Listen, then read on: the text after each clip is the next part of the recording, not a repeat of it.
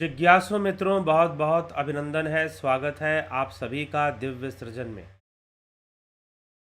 प्रत्येक दिवस की भांति आज फिर हम यहाँ पर यह लाइव चर्चा का कार्यक्रम शुरू कर रहे हैं। लाइव चर्चा का जो विषय है, योग जीवन का विज्ञान है। त्रिपुरा रहस्य से ये विषय लिया गया है और त्रिपुरा रहस्य में कथा आती है हेमचूड़ और हेमलता की। हेमलता और हेमचूड़ का विवाह हो जाता है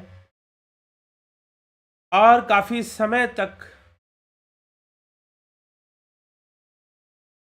समय बीत जाने के बाद, कई वर्ष विहार करने के बाद, भोगों में लिप्त रहने के बाद हेमलता अपने पति हेमचूड़ को समझाना शुरू करती कि इन भोगों का कहीं पर कोई अंत नहीं है। संसार का सुख हमारे साथ एक छलावा करता है, अर्थात एक छल करता है कि हम बहुत सुखी हो जाएंगे, लेकिन वैसी स्थिति बन नहीं पाती है और मनुष्य अनेकों प्रकार से दुखी ही बना रहता है। तो इसलिए यह संसार का सुख एक छल है, एक धोखा की तरह कार्य करता है। तो संसार में कर्म बंधन है, कर्म ही दुख का कारण है, सुख का अभाव ही बंधन है। तो यह बंधन बने रहते हैं और बंधन में मनुष्य अपना जीवन व्यतीत करता है। तो कैसे वह मुक्त होगा, कैसे वो मुक्त होगा और अपने जीवन को अच्छे ढंग से जिएगा? क्योंकि यहां पर देवी हेमलता अपने पति हेमचूड़ को, राजकुमार हेमचूड़ को समझाती हैं और समझाते हुए कहती हैं कि योग ही जीवन का विज्ञान है। जीवन में एक सही संतुलन बनाकर, सही समन्वय बनाकर वही व्यक्ति अपने जीवन का यापन कर सकता है जो योग करता है। जीवन में संतुलन बनाकर, जीवन में समन्वय बनाकर वही व्यक्ति जीवन को अच्छे ढंग से जी सकता है जो योग करता है, जो योग मार्गी है। तो योगियों के लिए भोग परेशानी पैदा नहीं करते, क्योंकि योगी निष्काम भावना से सभी कर्मों को करता है और निष्काम भावना से सभी भोगों को ग्रहण भी करता है। इसलिए भोगों के द्वारा जो छल होता है, संसार के सुखों के द्वारा जो छल होता है, वह छल योगियों के साथ नहीं होता, क्योंकि योगी पहले से ही इस संसार के चाल चलन को अच्छे तरीके से समझ रहे होते हैं, इस संसार के भेदभाव को बहुत अच्छे तरीके से समझ रहे होते हैं,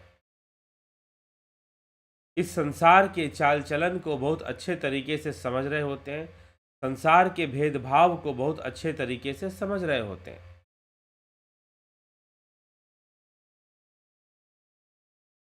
तो इसलिए जो योग है, वास्तव में योग क्या है? योग जीवन का विज्ञान है।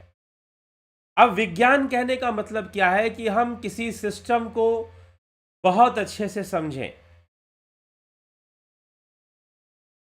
जैसे कि विज्ञान, यहां पर सिस्टमैटिक स्टडी की बात यहां पर आ जाती है कि आप खाना खाते हैं तो आप भोजन को समझने का प्रयास करेंगे कि भोजन क्या है, पोषण क्या है, भोजन क्या है, फूड क्या है और न्यूट्रिशन क्या है।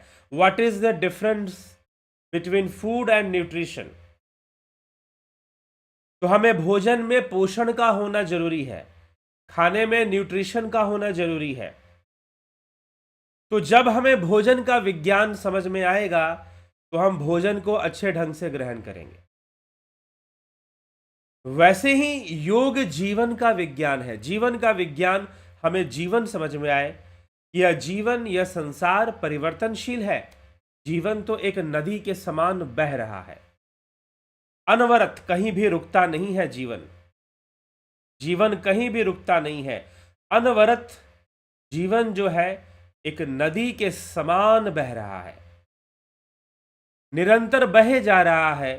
किसी घाट में, नदी के किनारे कई घाट आते हैं, नदी के किनारे कई गांव आते हैं, नदी के किनारे कई शहर आते हैं, कई नगर बसते हैं, बड़े बड़े नगर।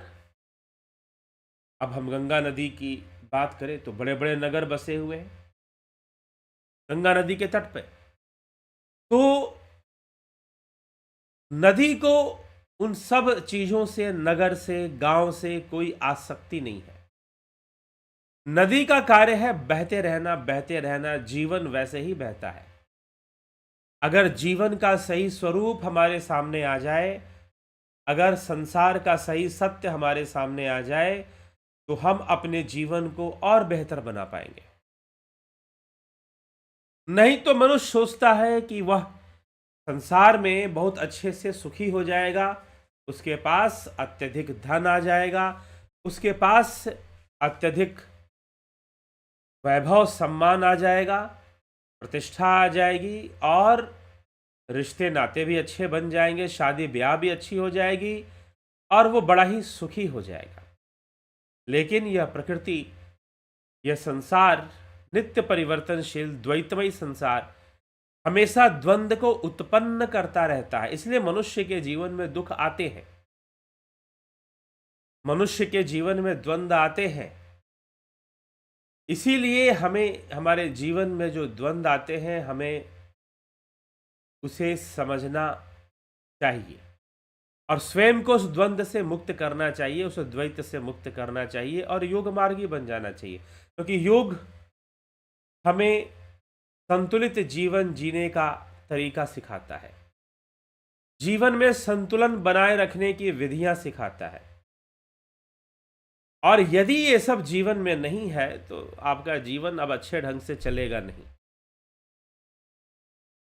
ठीक है, आपका जो जीवन है फिर वो अच्छे ढंग से चलेगा नहीं। क्यों? क्योंकि आप ना योग से जुड़े हैं और ना ही संसार के इस रहस्य को समझते हैं। तो संसार के इस रहस्य को जब आप नहीं समझते हैं तो समस्या तो आएगी जीवन के भीतर।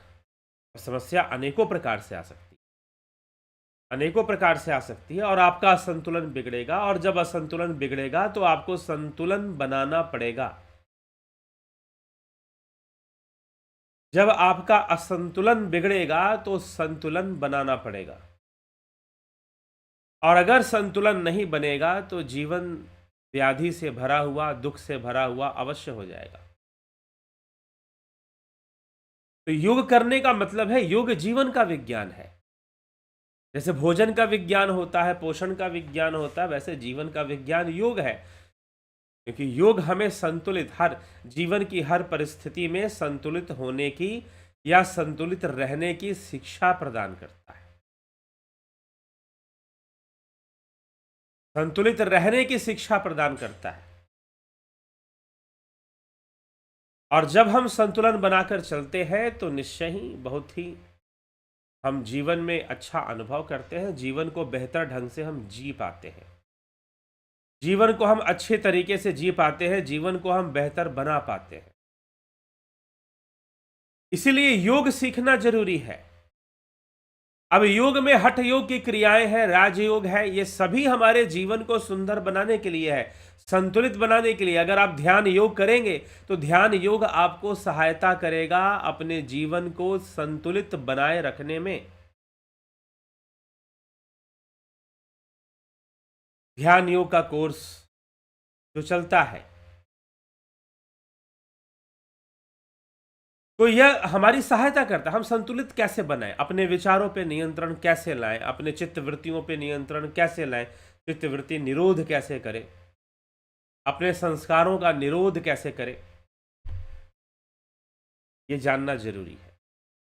यह कह देना आसान है कि योग का अर्थ तो जीवन में संतुलन बनाना, लेकिन संतुलन लाओगे कैसे? संतुलन तभी होगा जब किसी एक का सहारा मिलेगा। सहारा कहने का मतलब आलंब प्राप्त होगा।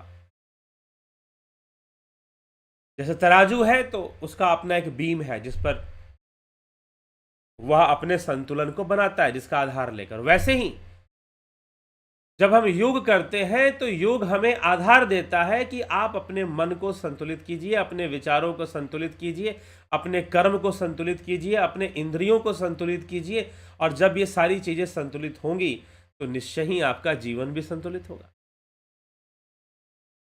निश्चय ही आपका जीवन भी फिर सुंदर बनेगा।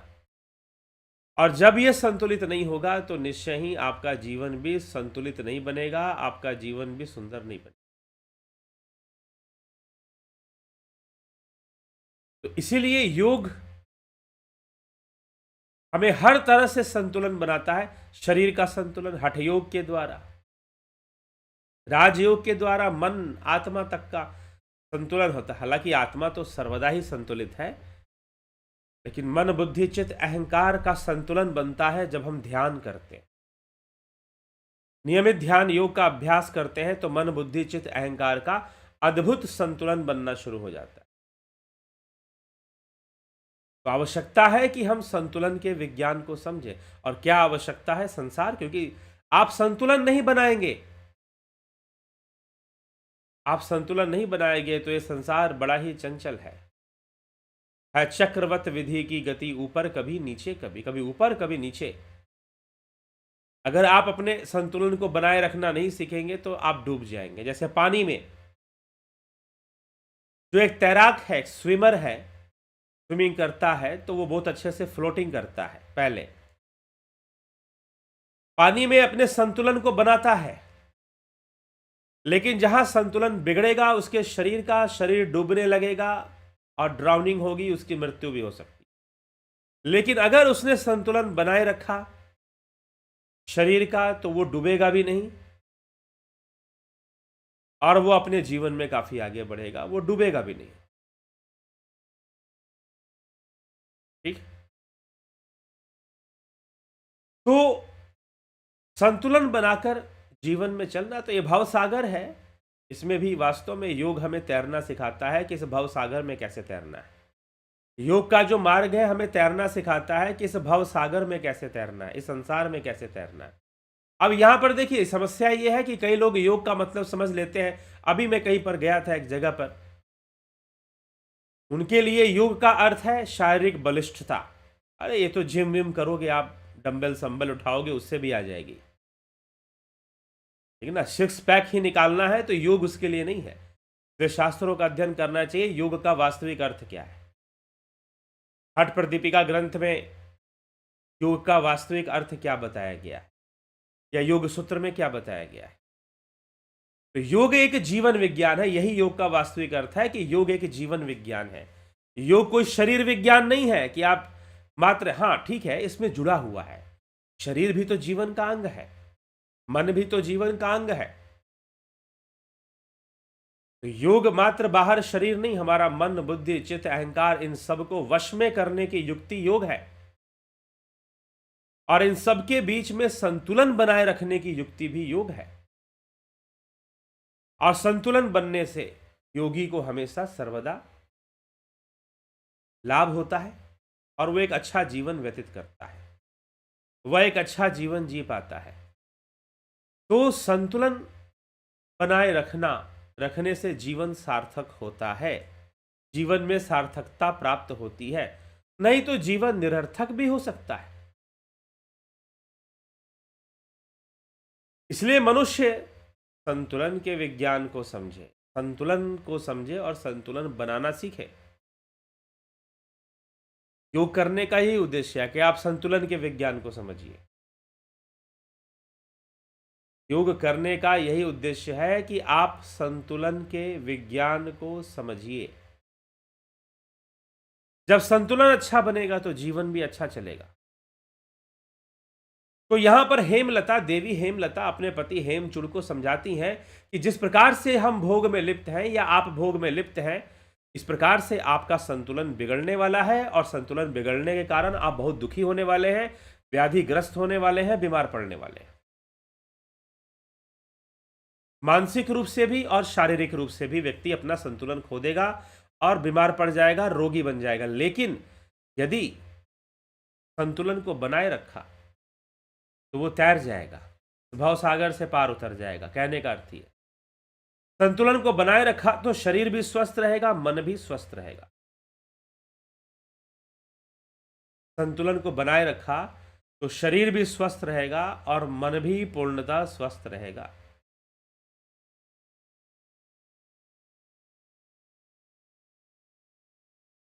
तो स्वस्थ व्यक्ति तभी होगा, पूर्णतः स्वस्थ तभी होगा जब वो योगी होगा। मन से स्वस्थ, जब वो आत्म स्थित होगा, स्थित प्रज्ञ होगा। तो आत्म स्थित होना, स्वस्थ होना। स्वस्थ होने का अर्थ है स्वयं में स्थित होना। स्वस्थ होने का अर्थ है स्वयं में स्थित होना, अपने आप में स्थित होना, अपने आप में स्थिरता को प्राप्त कर लेना।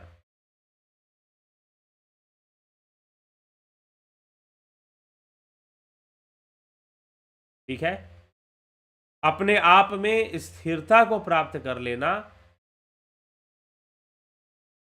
संतुलन को प्राप्त कर लेना, यह योग का उद्देश्य।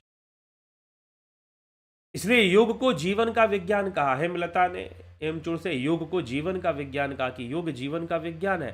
तो जीवन को बेहतर ढंग से समझना, कर्म सिद्धांत को समझना और इससे बाहर निकलना, नाद योग के माध्यम से मनुष्य मोक्ष की प्राप्ति कर सकता है, समाधि की प्राप्ति कर सकता है, सारे कर्मों को खत्म कर सकता है, अपने प्रारब्ध को खत्म कर सकता है नाद योग के माध्यम से, ध्यान योग के माध्यम से। कुछ लोग कहते हैं कि ध्यान योग में आप क्या सिखाते, तो नाद ध्यान सिखाया जाता है और भी बहुत कुछ। तो योग मार्गी होना ही अच्छे जीवन जीने की संभावना उसी में छुपी हुई है। इसीलिए संसार की स्थिति को समझाते हुए देवी हेमलता ने अपने पति हेमचूड़ को योग के बारे में समझाया कि योग जीवन का विज्ञान है। अर्थात आप योग के माध्यम से जीवन को बहुत बेहतर ढंग से समझ पाते हैं, सिर्फ बाहर से नहीं कि हमने क्या खाया, क्या पिया, क्या कपड़े पहने, बॉडी कैसी है, शरीर हिष्ट पुष्ट है कि नहीं, इससे कोई योग की पहचान नहीं हो रही है। व्यक्ति का मन, उसकी चित्त, उसका बुद्धि कैसे है, किस प्रकार से है, इससे योग का विकास होता है। और कई लोग योग को समझकर अपने जीवन को श्रेष्ठ बना पाते हैं, क्योंकि योग को समझना है। योग को समझना है सबसे पहले। योग एक अंडरस्टैंडिंग है। योग एक अंडरस्टैंडिंग है, एक समझ है योग। जब वो समझ विकसित हो जाएगी, जब वो अंडरस्टैंडिंग डेवलप हो जाएगी और अभ्यास अच्छा होगा, साधना का अभ्यास अच्छा होगा, तो आप पाएंगे संसार के जितनी भी चीजें हैं वह सब आपके यहां इस संसार में जो भी विषय है, हम देख पाएंगे कि संसार भले ही चंचल है, संसार भले ही परिवर्तनशील है, लेकिन हम अपनी स्थिरता को बनाए रखेंगे। हमारी स्थिरता कभी नष्ट नहीं होगी, हमारी अखंडता कभी नष्ट नहीं होगी, हम उसे हमेशा ही बनाए रखेंगे। सीख जाएंगे बनाना हम, जब हम योग का अभ्यास करेंगे। और योग का सही अर्थ जब हम समझेंगे, जब योग का सही अर्थ जब हम समझेंगे, तो निश्चय ही वे कोई दो राय नहीं है, दो मत नहीं है कि मनुष्य जो है एक अच्छी अवस्था को प्राप्त करता है, अपना इहलोक भी सुधारता है, परलोक भी सुधारता है। तो मनुष्य एक अच्छा जीवन जीता है अगर वो योग को जान लेता है। तो योग को समझने का मतलब भी है जीवन को समझना। योग को समझने का सही सही अर्थ है जीवन को समझ लेना।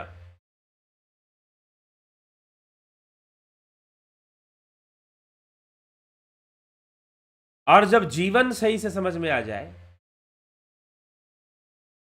तो योग आसान हो जाएगा। योग तो अपने आप होता रहेगा, क्योंकि योग एक अंडरस्टैंडिंग है। योग सिर्फ बाहरी क्रिया नहीं है, एक समझ है, एक ज्ञान है। योग उसे हमें प्राप्त करना होगा। ठीक है, इसलिए योग करिए, निरोग रहिए, आरोग्य को प्राप्त होइए, मानसिक व्याधियों को दूर करिए। और ध्यान योग बहुत बड़ी सहायता करता है कि हम मानसिक व्याधियों को दूर कर सकें।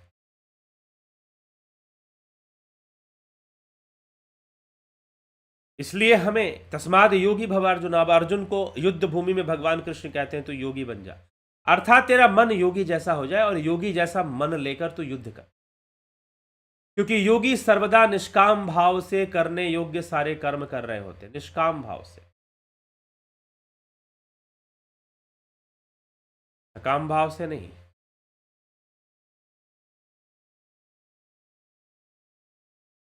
काम भाव से नहीं, निष्काम भाव से योग हो पाता है और जीवन में व्यक्ति निष्काम कर्म कर पाता है और निष्काम कर्म होने से वह कर्म योगी भी कहलाता है। ठीक है।